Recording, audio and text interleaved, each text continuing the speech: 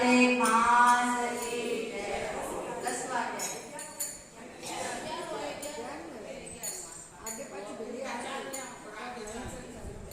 11 अध्याय। श्री नारद जी ने कहा, एक समय जब समुद्र ने पुत्र जलंधर अपनी स्त्री वृंदा के सहित असुरों से सम्मानित हो सभा में बैठा था, तभी गुरु शुक्राचार्य वहां पहुंचे, जिनके तेज से सब दिशाएं प्रकाशित हो गई। तब गुरु जी को आता देखकर असुरों सहित सागर पुत्र ने उठकर बड़े आदर से उन्हें प्रणाम किया। तेजस्वी गुरु जी ने सबको आशीर्वाद दिया और फिर उनको एक दिव्य आसन पर बिठाकर सब दैत्य भी यथा स्थान पर बैठ गए।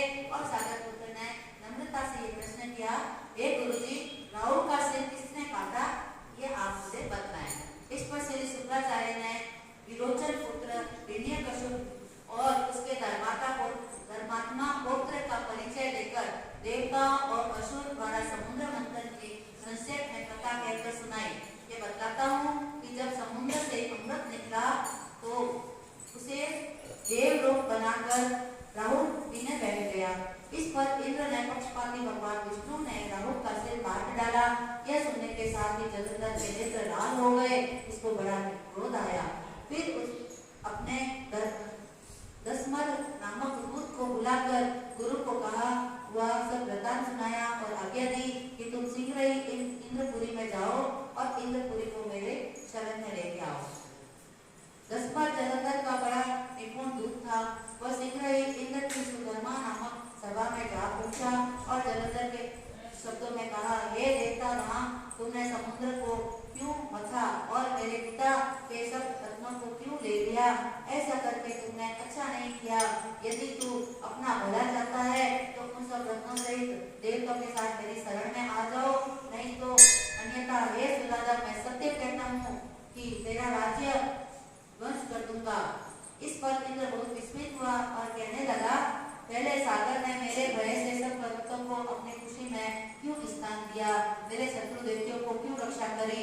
इसी कारण से मैंने सब रत्न हरण कर लिए हैं। मैं सत्य कहता हूँ कि मेरा द्रोही कभी सुखी नहीं रह सकता। इंद्र की ये बात सुनकर वह दूत शीघ्र ही जलंधर के पास आया और सब बातें उसे कह सुनाई, जिन्हें सुनते ही दैत्य को क्रोध के मारे अपने होठों को काटने लगा और देवताओं को जीतने के लिए उसने उद्योग आरंभ कर दिया। फिर तो सभी दिशाओं तथा पातालों से करोड़ों दैत्य उसके पास पहुंच गए। शंभु निशंभु सेनापतियों को साथ लेकर जलंधर इंद्र से युद्ध करने लगा। शीघ्र ही इंद्र के नंदन वन में अपनी विशाल सेना उतार दी। वीरों की संतनी और घोर गर्जन से इंद्रपुरी गूंज उठी। अमरावती छोड़ देवता उनसे युद्ध करने लगे। भयानक मारकाट हुई। दोनों पक्षों के आचार्य अपने अपने नर्तकों को जिंदा जलाने लगे। असुरों के आचार्य गुरु शुक्र अपनी मृत संजीवनी विद्या से और देवगुरु बृहस्पति द्रोणागिरी से औषधि लाकर मुर्दों को जिलाते रहे। इस पर जलंधर ने अपने गुरु शुक्राचार्य से क्रुद्ध होकर कहा, मेरे हाथ से मारे हुए देवता कैसे जी जाते हैं? जिलाने वाले औषधियां तो सब आपके पास ही है, फिर यह क्या बात है? इस पर श्री शुक्राचार्य ने गुरुदेव श्री बृहस्पति जी द्वारा द्रोणागिरी से औषधि लाकर देवताओं के जिलाने की बात कह दी। यह सुनकर जलंधर और भी क्रुद्ध हो गया।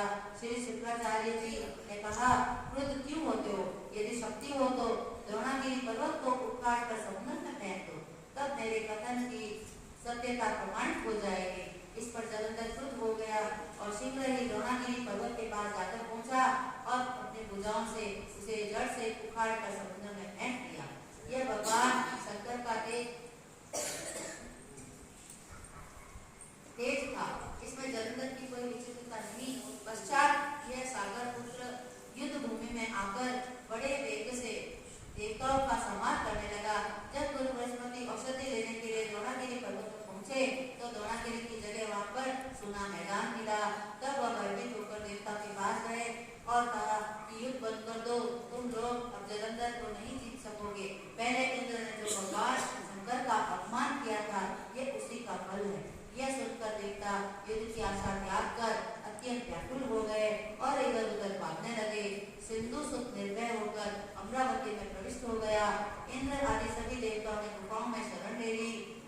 वर्षा आरंभ होने के पश्चात बादल यही दिखाई केवल काली घटा सी वो दिखाई दिया करती है, तो वही देवता रूपी बादलों पर जलंधर रूपी काले बादलों का विजय होता है।